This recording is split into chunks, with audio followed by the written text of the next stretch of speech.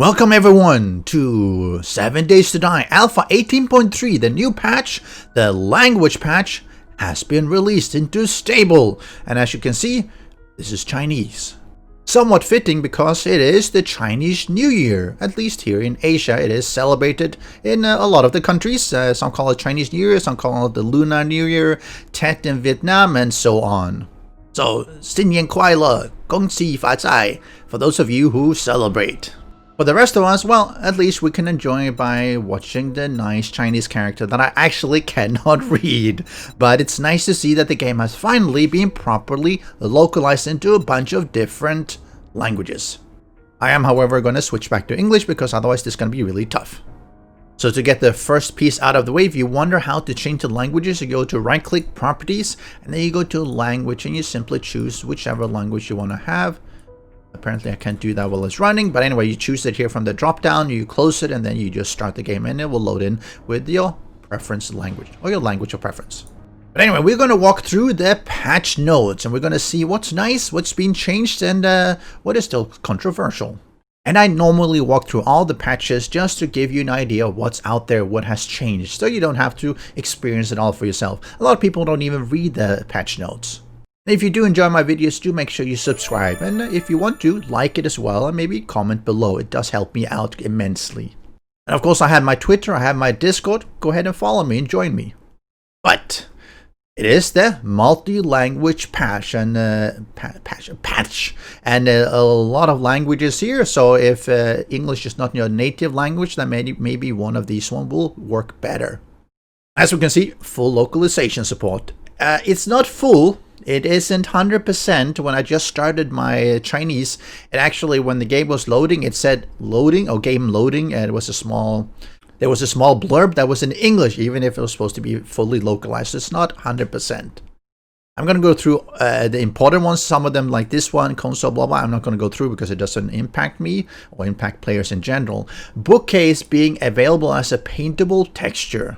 This actually is quite nice. I was looking for this before and I couldn't find it. So I ended up having bookcases that were painted as something else. Because, well, the actual bookcase block actually doesn't have as much space as, for instance, the pill box or pill case.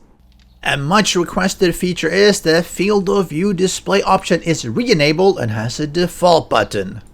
And to access this one, you go into your options.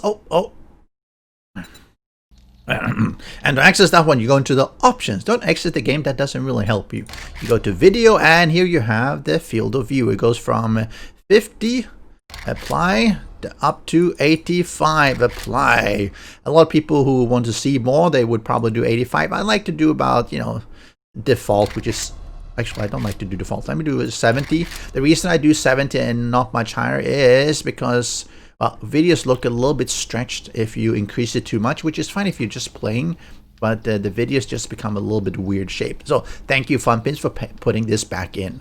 They've realized that they have some issues with their backpack, so they've changed a little bit how they slip and slide, friction and bounce settings, and backpack logging, I think, because they were still running into them vanishing at times. So I think that now the game tracks them better, which is good because it's really important that they don't fall through the ground. The font was changed. They said they added font support for all current localizations, and you'll see that everywhere. You'll see the options. You'll see the font has changed. Now, some people don't like it, but the reason they're doing it is because they need a font that can be used all across the different languages. So you don't end up with a lot of different fonts across the whole spectrum of languages that they're supporting.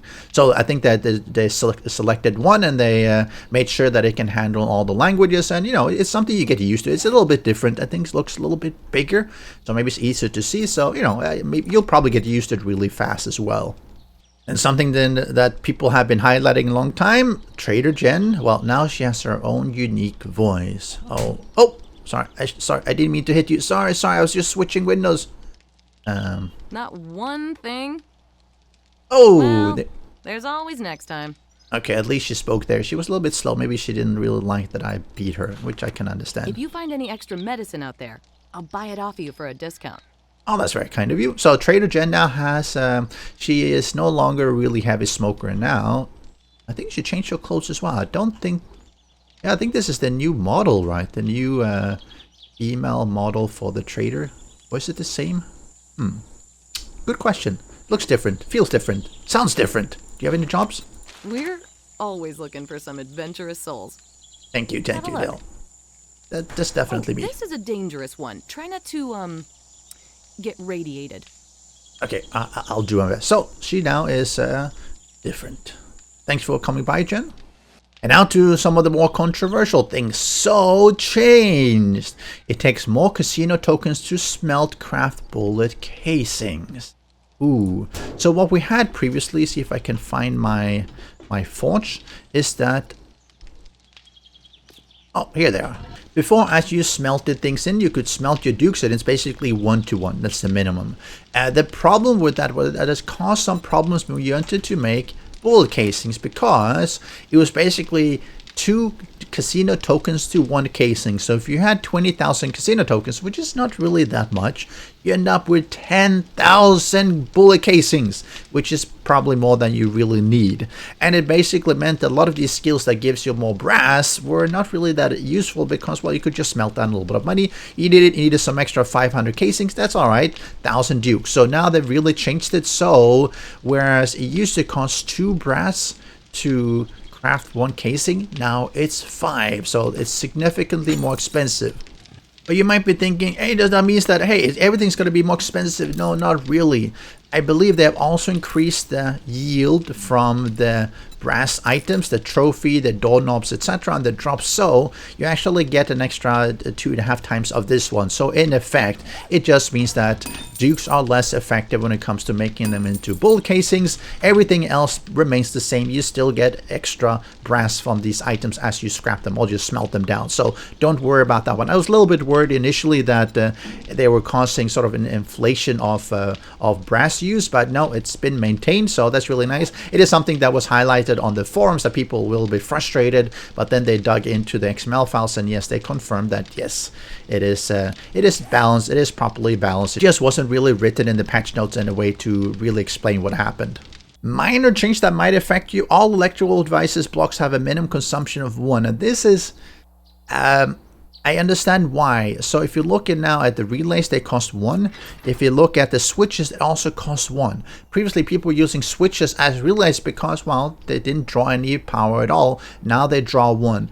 The downside, unfortunately, is that it means that you're basically going to take incrementally more in order to maintain.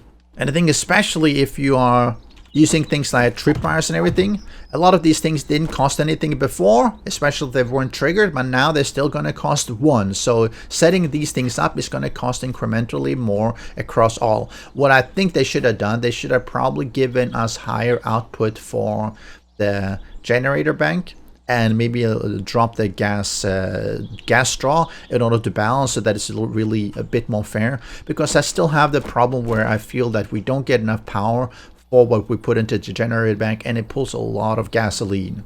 And if you're playing single player, it's less of an issue. But on a multiplayer server where if you turn on a generator, then you come back the next day, 24 hours, your life, but someone has been playing on the server and been past or nearby your base, basically means that your generator probably has run dry. And that means that everything stops working. And that's really annoying. They've done a bunch of things on grass, reduced grass fade out, tree quality, grass distance. Again, this is just performance things, making it just work a little bit better.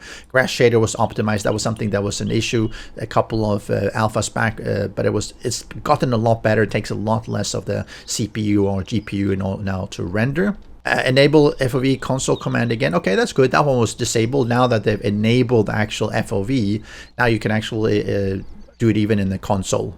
They've added sewing kit for first aid kits, and that's one of the crafting things. So it used to be all except sewing kit, but at least for me, I used to, once I had made my my pockets. Let's see, the pocket. Once I had made my storage pockets and everything, you didn't need the sewing kit anymore. So it's nice that they've added the use of the sewing kit, just so you sort of make use of everything in a little bit better. And there's a bunch of fixes. Clients do now see an admin start for the host. Do not see. I hope it's now. Didn't they see that before? Maybe they didn't see it before. Sometimes the English, the way they've written is a little bit cryptic, but I hope it means now and not, because you never know. Or not, or whatever. So bunch of small things that we don't really have to go through. Shotgun slug, scrap to polymer, and not a big deal. Deer now scare easier, which is good. I think that a lot of the animals should be scaring a lot earlier on. I mean, you can always run all the way up to them before they realize. And for me, a personal annoyance that they finally fixed that fuel placed in any fuel slot does now allow, again, I think that they should go through these ones a little bit better. Fuel placed in any fuel slot does now allow to start crafting in workstations. So you go into your workbench, your crafting, and now if you put it here, you can still turn on because automatically pushes it into the first one. Previously you started here and you could not turn it on because there was nothing here, and now they just fixed it, which just makes it a little bit more convenient. Needle and Thread Volume 3 does now correctly unlock running shoes. Good, I didn't really notice because I don't craft them. A lot of these clothing things I don't care about. One fairly important though is that arrows and crossbow bolts now properly penetrate water and collide the terrain underwater. This was an issue previously in some of the alphas as well, that if you were underwater and you shot at something underwater, it was fine. But if you were above water, it would actually hit the surface of the water and stop. So exploding bolts might explode, and I actually killed myself that way a few times. And fortunately, I believe that has been properly fixed. Tripwires can now be repaired. Really good. That was a bit of an issue before. I mean, they're really cheap to make, but it's really annoying when they're taking some damage and you want to repair it and you couldn't. So you have to replace it. That means you have to rewire things, and that's more of annoyance. Another fairly important thing is that we increased the max spawn zombies default to 64 to match the blood moon enemy count. And this is something that a lot of people don't see. If you are playing with a really high zombie count, especially, and this is more of on single player. On servers, you can always change this yourself, so it's less of an issue. But on single player, it actually was capped to 60, I believe, in the config. So even if you said you wanted to have 64 zombies, it actually was not really 64. It was 60 because that's what the hard cap was. Now they've changed that to 64 default, which is, it's not a huge difference, but it just makes it a little bit more streamlined. A vehicle and junk turret dupe was fixed. I've had some of that happen at times where it's there and I pick it up. I just keep picking it up for like, I don't know how many times, and I end up with a lot of extra vehicles. So good they're fixing some of these things. Vehicle and players do no longer desync after jumping on and off quickly in a short amount of time. I think there were some issues previously where you got on, you got off, you got on, got off. Sometimes the game just did not have time to properly update where you were and everything. So you got off your bicycle or your motorcycle and you look around and it's like, oh, nope, it's gone. It's nowhere near. And because the game had saved it some other place where you got on before and it just hadn't really updated it properly. And that obviously caused a problem because if you were flying on a gyrocopter, you could have covered quite a long distance before you actually happened to exit it. And if it wasn't there, then then you have to run back. So I think they've changed and fixed some of these things, which is just better vehicle tracking. Players who logged in no longer witness players who were on a vehicle already in funny poses. I've never seen that happen. I mean, it's more of a multiplayer. I think it's just visual. And they keep player as passenger keep their hands off the steering wheel. Good. Don't be a backseat or shotgun seat driver. That just makes it more dangerous. And that's it. These are the full patch notes. They're actually fairly short. I think they spent a lot of time on the multi-language patch. And of course, a lot of the developers are on Alpha 19 work now. So I'm not really sure whether they're going to make any more significant changes to Alpha 18. There might not even be an Alpha 18.4 patch unless something really is needed. And well, tell me how you feel about that. Is there still things that you want them to change in Alpha 18? Alpha 18 in a new patch, or do you think they should continue working on Alpha 19 exclusively and just let us enjoy this one until there's a new version out, well, an entirely new version, Alpha 19? I don't mind if they do some more tweaks in Alpha 18.4, bug fixes especially they're critical, but I don't think there are any. Oh, I almost forgot the critical bug fix that they actually put in, because they hide it down here and they don't really call it out. So they fixed the end of stream exception that results in loss of base workstation items due to chunk resetting. So in alpha previous versions, if you had basically full items here, let's say 30,000, and you started doing some casing, let's say I did something like this, let's say this one's already turned off. Hold on. What? Why can't I turn? Why can't I stop it? I can't turn it off. Help! Can I turn it off now? Oh, that's so weird. Oh, it's a bug. There's a bug. I can't. There's more time here, but I can't turn it on and off unless there's more. Okay, so that's a small bug. It's not a huge thing. But anyway, so if you crafting things, let's say you're crafting this, and you had a full brass, that it was 30,000. Previously, in previous version, if you then cancel this one, it means that you would have 30,000 plus whatever was here, which is 5 times 47, which is an extra 200 odd something. You would end up with 30,200, and the chunk would reset.